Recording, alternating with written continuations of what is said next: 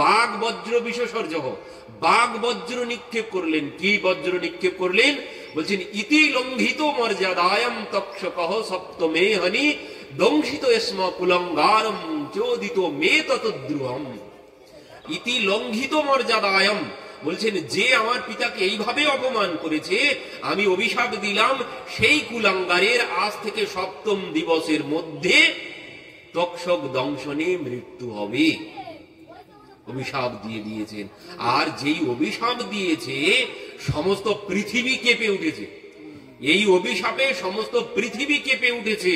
আকাশে মানে কালো মেঘে ঢেকে গেছে, ঝড় উঠেছে, সঙ্গে সঙ্গে সমুদ্রে তরঙ্গ উঠেছে এই অভিশাপের সাথে সাথে। কেন? বলছেন এই যে অভিশাপ দিলেন, এই অভিশাপের সাথে সাথেই, এই অভিশাপের সাথে সাথে এই ভারতবর্ষ থেকে ধর্মপরায়ণ রাজার সমাপ্তি ঘটে গেল, শেষ হলো। এই অভিশাপের সাথে সাথে ভারতবর্ষের জগতের ধর্মপরায়ণ রাজার অবসান ঘটে গেল। এই জন্য পৃথিবী কেঁপে উঠেছে, চারিদিকে ভয়ঙ্কর শব্দ হচ্ছে। শ্রমিক ঋষির ধ্যান ভঙ্গ হয়ে গেছে। শৃঙ্গী কাঁদতে কাঁদতে ছুটে এসেছেন, এসে পিতার সম্মুখে দাঁড়িয়েছে। পিতা বলছেন কি রে তুই কাঁদছিস কেন? যে বাবা তোমার গলার দিকে তাকিয়ে দেখো কি হয়েছে, তো একটা মৃত সর্প, এ আমার কি করবে? বলছেন বাবা এই সর্প জড়িয়ে দিয়ে গেছে মহারাজ পরীক্ষিত, তো তাতে কি হয়েছে? বলছেন বাবা আমি তাকে অভিশাপ দিয়ে দিয়েছি। কি অভিশাপ দিয়েছিস তুই মহারাজা? পরীক্ষিতকে কি অভিশাপ দিয়েছিস? বলছেন বাবা আমি তাকে অভিশাপ দিয়ে দিয়েছি আজ থেকে সপ্তম দিবসের মধ্যে তার তক্ষক দংশনে মৃত্যু হবে। করেছিস কি তুই? তুই মহারাজ পরীক্ষিতকে এত বড় অভিশাপ দিয়ে দিয়েছিস। তুই জানিস তুই কাকে অভিশাপ দিয়েছিস? যাকে তুই অভিশাপ দিয়েছিস স্বয়ং ভগবান তাকে রক্ষা করেছিল মাতৃগর্ভে, আর তুই তাকে এইভাবে অভিশাপ দিয়েছিস। তুই বড় অপরাধ করেছিস। তুই জানিস না তুই কত বড় ক্ষতি করেছিস। এই জগতে আর পরীক্ষিত মহারাজের মতো ধর্মপরায়ণ রাজা আর দ্বিতীয় কেউ হবে না। তো যা তুই যে অভিশাপ দিয়েছিস তাকে সংবাদ পাঠা, তাকে জানিয়ে দে তার মাত্র হাতে আর 7 দিন আছে। তো সেখান থেকে এক শিষ্য গৌরমুখকে পাঠিয়ে সংবাদ দেওয়া হলো।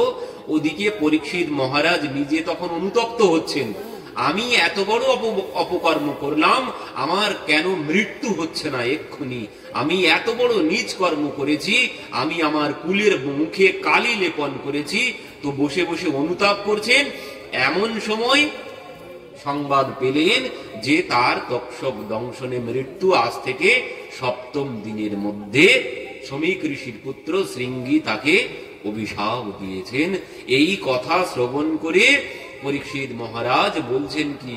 বলছেন আমার কর্মের উপযুক্ত শাস্তি আমি পেয়েছি, আমার কর্মের উপযুক্ত শাস্তি হয়েছে আমি যে কর্ম করেছি। তো এই পরীক্ষিত মহারাজ এই কর্ম করলেন। পরীক্ষিত মহারাজ তাহলে কে ছিল? যাকে স্বয়ং ভগবান রক্ষা করেছেন, যিনি পাণ্ডব কুলতিলক, যে পাণ্ডবদেরকে ভগবান রক্ষা করেছেন, সেই পরীক্ষিত মহারাজ। সেই পরীক্ষিত মহারাজের আজ এই পরিণতি হলো। তো এই পরিণতি হওয়ার মূলে কারণ কি ছিল? এই পরিণতির কারণ ছিল একমাত্র কলি। কলি পরীক্ষিত মহারাজকে পুতুল বানিয়ে ফেলেছে হাতের। কলি যেভাবে নাচিয়েছে পরীক্ষিত মহারাজ ঠিক সেইভাবে নেচেছেন। আর আমরা সে পরীক্ষিত মহারাজ, আর আমরা কোথাকার কে? এই জন্যে বলছেন এই কলির জীব সব এই কলির হাতে পুতুলের মতো নাচতে শুরু করেছে। আর এই জন্যেই কলির জীব তারা ভুলে গেছে, এই কলির প্রভাবে জীব ভুলে গেছে যে আমি কে, নিজের পরিচয় ভুলে গেছে। কলির জীব নিজের পরিচয় ভুলে গেছে কলির প্রভাবে। বলছেন যে আমি কে আর আমার কে, কলির জীব ভুলে গেছে। আর আমি কি জন্যে এই মানব শরীর পেয়েছি। এখন কলি আমাদেরকে উল্টো ভাবনা শিখিয়েছে। আমরা ভাবছি এই হয়তো গাড়ি বাড়ি অর্থ সম্পদ, এটাই হয়তো আমার লক্ষ্য। বললেন এটা আমার লক্ষ্য নয়। আর যে নাম বলছি, আমার নাম এই, আমার পরিচয় এই, আমার বাবার নাম এই, বললেন এটাও আমার পরিচয় নয়। আমার পরিচয় কি? বললেন আমার পরিচয় জীবের স্বরূপ হয় নিত্য কৃষ্ণ দাস। আমি দাস, সে কথা ভুলে গেছি। আমি দাস, সে কথা ভুলে গেছি। গিয়ে এখন আমি মালিক সেজে বসেছি। আজ আমি এখন নিজেকে মালিক ভাবছি। আমি যে দাস সে কথা সম্পূর্ণ রূপে ভুলে গেছি। আমি যখন মায়ের গর্ভে ছিলাম, কপিল ভগবান হচ্ছে ওই কর্দম ঋষির পুত্র, যে কপিল ভগবান গঙ্গাসাগরে বসে আছেন। এই কপিল ভগবান, এনার মায়ের নাম হচ্ছে মাতা দেবহূতি। তো এই মা কপিল ভগবানের কাছে গিয়েছেন, গিয়ে বলছেন, বাবা এই সংসারের মায়ার বন্ধন কিছুতেই কেন যায় না?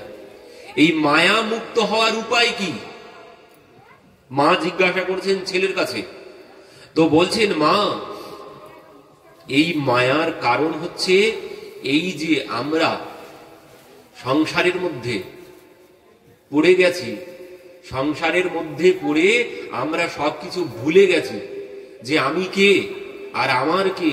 আমি ভাবছি এই গাড়ি আমার, এই বাড়ি আমার, এই স্ত্রী আমার, এই পুত্র আমার, এই পতি আমার, এই পত্নী আমার, সব আমার আমার করছি। আমার যে, তাকে ভুলে গেছি। যে প্রকৃত আমার, আমি তাকে ভুলে গেছি। ভুলে গিয়ে ভাবছি এই গাড়ি বাড়ি, অর্থ সম্পদ, এই পতি পত্নী, এই নাতি নাতনি, এরাই হয়তো আমার। বলেন এরা কেউ আমার না। এ খেলার সাথী গো যারা, সাথে যে যাবে না তারা, একলাই চলে যেতে হবে সাধের এ দেহখানি নিয়ে, যে শ্মশান ভূমি এক মুঠো ছাই হয়ে রবে। বললেন এ খেলার সাথী গো যারা, সাথে যে যাবে না তারা। বললেন এরা কেউ সাথে যাবে না, এরা সব খেলার সাথী। ও খেলা ভেঙে গেলে যে যার বাড়িতে চলে যাবে। ওই মেলা যখন হয় তখন কি হয়? মেলায় কত ভিড় হয়, কিন্তু যখন মেলা ভেঙে যায় তখন কি হয়? ও মেলার প্যান্ডেলের মতোই পড়ে থাকে। অথচ যারা যারা মেলা দেখতে এসেছিল সব ফাঁকা, প্যান্ডেল ফাঁকা পড়ে আছে, কেউ আর সেখানে নেই। তো বলছেন এই সংসারটা ওই মেলার মতো। दो दिन का जग में मेला सब, चला चली का खेला। कोई चला गया कोई जाए, कोई गठरी बांध सिधारे। दो दिन का जग में मेला सब, চলা চলি কা খেলা। বলছেন এই জগৎ, এই সংসার কি? বলছেন এই সংসারটাও দুদিনের মেলা। মেলা ভেঙে গেলে যে যার ঠিকানায় চলে যেতে হবে, কেউ আর একসাথে থাকতে পারবো না। যার যার ঠিকানায় সবাইকে চলে যেতে হবে। এ সংসার মেলার মতো, মেলা ভেঙে গেলে সবাই চলে যেতে হবে। বলছেন কই চলা গয়া কই যায়, কই মানে কেউ চলে গেছে, কেউ যাওয়ার জন্য তৈরি হচ্ছে, আবার কেউ এই মেলায় আসার জন্য তৈরি হচ্ছে। তো এই মেলায় সবাইকে বললেন এই মেলা চিরদিন চলবে না, এই মেলা একদিন ভেঙে যাবে। আর সবাইকে যে যার মতো, কেউ কারোর সাথে যেতে পারবো না, সবাইকে ওই একা একাই চলে যেতে হবে। কিন্তু আজ এই কলির প্রভাবে বলছেন ওই যে কলিকাল সর্প বিষে দগ্ধ জীব মিথ্যা রসে। বললেন মানে যে রসে ডুবেছি, এ রস সম্পূর্ণরূপে মিথ্যা। আমি ভুলে গেছি যে আমার কে আর আমি কে, আমি কিসের জন্য এসেছি, কোথার থেকে এসেছি। যে আমি কেউ না, আমার যে নাম এটা আমার পরিচয় না। আমার পরিচয় হচ্ছে জীবের স্বরূপ হয় নিত্য কৃষ্ণ দাস। আমি ভগবানের দাস, আমি একজনের চাকর। আমি তার কাজ করার জন্য এসেছি, আমি তার কাজ করার জন্য এসেছি। কিন্তু সব ভুলে গেছে। এখন নিজেকে মালিক ভাবতে শুরু করেছি। ভাবছি এই গাড়ি আমার, এই বাড়ি আমার, আমি অমুক, আমি তমুক। এখন আমি ভুলে গেছি যে আমি যে দাস, আমি ভগবানের দাস। আর দাসের কাজ কি? দাসের কাজ হচ্ছে ভগবানের সেবা, দাসের কাজ মালিকের হুকুম পালন করা। কিন্তু আমরা সে মালিকের হুকুম বাদ দিয়ে, কলি আমাকে, ওই পরীক্ষিত মহারাজকে কলি যেভাবে নাচালো, আমি ওই কলির হাতে নাচতে শুরু করেছি। আমি যে ভগবানের দাস, আমি যে ভগবানকে কথা দিয়ে এসেছিলাম। যখন মাতৃগর্ভে ছিলাম, কপিল ভগবান বলছেন, মা, জীব যখন মাতৃগর্ভে 7 মাস বয়স হয় তখন তার সম্পূর্ণ জ্ঞান হয়ে যায়। আমরা যখন মাতৃগর্ভে থাকি, আমাদের যখন 7 মাস বয়স হয়, আমাদের সম্পূর্ণ জ্ঞান হয়ে যায় 7 মাস বয়সে। আর সব থেকে আশ্চর্যের বিষয় হচ্ছে এটি, 7 মাস বয়সে আমরা পূর্বের 100 জন্মের কথা সব মনে পড়ে যায় মাতৃগর্ভে যখন থাকি। মাতৃগর্ভে যখন আমার 7 মাস বয়স হয় তখন বলছেন পূর্বের 100 জন্মের কথা, কি ছিলাম পূর্বে 100 জন্মে, কি ছিলাম, কি করেছিলাম, সব মনে পড়ে যায়। আর তখন ওই সমস্ত কথা চিন্তা করে তখন আমি ভগবানকে ডেকেছিলাম, হে প্রভু, তুমি একবার আমাকে এখান থেকে বাইরে নিয়ে চলো, এই অন্ধকার থেকে আমাকে বাইরে নিয়ে চলো, এই যন্ত্রণা আমি আর সহ্য করতে পারছি না। ওই পাটা উপরের দিকে দিয়ে মাথাটা নিচের দিকে, বলছেন প্রভু, এই যন্ত্রণা সহ্য করতে পারছি না, আব জগ যাই হে চক্র পানি। বলছেন, হে প্রভু, এবার যদি জগতে যাই তাহলে এবার গিয়ে সেখানে তোমার নাম করব, তোমার ভজনা করব, যাতে আর এই অন্ধকারের মধ্যে না আসতে হয়। কিন্তু যেই এসেছি সব ভুলে গেছি। আস্তে আস্তে এই মাতা, এই পিতা, এই ঠাকুর দাদা, এই ঠাকুরমা, এই আমার, ওই আমার, সব সে যে এতদিন যে সেখানে বসে বসে কথা দিয়ে এসেছি, সেসব কথা সব ভুলে গেছি। এখন আর কোনো কিছু আমার মনে নেই। তো বলছেন, মা, এর কারণ হচ্ছে মায়া, এর কারণ হচ্ছে মায়া। এই সংসারের মায়ার অন্ধকারে পড়ে আমি আর দেখতে পাচ্ছি না যে আমার কে প্রকৃত। মায়ার অন্ধকারে আমি আর দেখতে পাচ্ছি না যে আমার কে। বলেন, এ আমার একমাত্র সংসারে যাদেরকে আমার আমার বলছি, এরা কেউ আমার না। এই সংসারে একমাত্র আমার ভগবান, তিনি সমস্ত জীবের এত বড় আপন। বলছেন, তার থেকে আপন এ জগতে আর কেউ হতে পারে না। মানে ভগবানের থেকে আপন। আমরা যে বলি তুমি আমার প্রাণের থেকেও প্রিয়, জগতে বলে যে তুমি আমার প্রাণের থেকে প্রিয়। তো এবার যদি জীবনটা বলে যে তাহলে ও যদি তোমার প্রাণের থেকে প্রিয় হয়, তুমি ওকে নিয়ে থাকো, আমি চললাম, তখন কি হবে? তো আমরা যাকে, মানে যে আমার প্রাণের থেকে প্রিয়, তাকে বললাম না যে তুমি আমার প্রাণের থেকে প্রিয়। জগতের জীবকে বলছি তুমি আমার প্রাণের থেকে প্রিয়। তো সে থাকলে আমি বেঁচে থাকতে পারবো যদি আমার প্রাণটা না থাকে? তো আমাদের এই অবস্থা হয়েছে কিসের জন্যে? বলছেন, এই অবস্থা হয়েছে শুধুমাত্র মায়ার জন্যে। আজ এই কথার ব্যবস্থা কিসের জন্যে? এই কথা শ্রবণ করতে হয় কিসের জন্যে? এই কথার ব্যবস্থা কি জন্যে করতে হয়? এই কথা শ্রবণ করতে হয় কিসের জন্যে? বলছেন, এই কথা শ্রবণ করলে, এই কথা শ্রবণ করলে নিজের ঠিকানা মনে পড়ে যায়। নিজের ঠিকানা মনে পড়ে যায় এই কথা শ্রবণ করলে। তবে এই কথা সবার দ্বারা শ্রবণ করাও সম্ভব নয়। বলেন, ভগবানের কৃপা না হলে কেউ কোনোদিন এই কথা শ্রবণ করতে পারে না।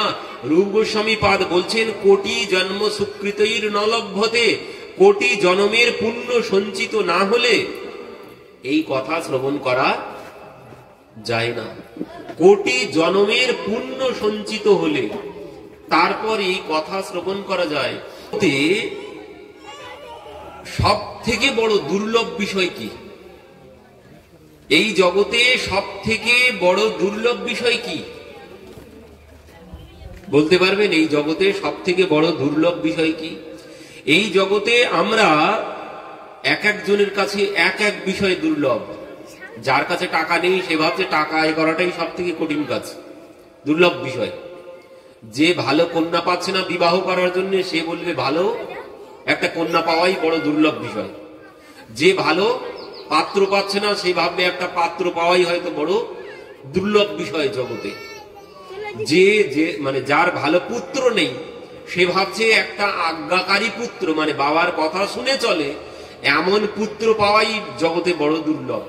মানে যার কাছে যেটা নেই সে ভাববে সেটাই সব থেকে জগতে দুর্লভ।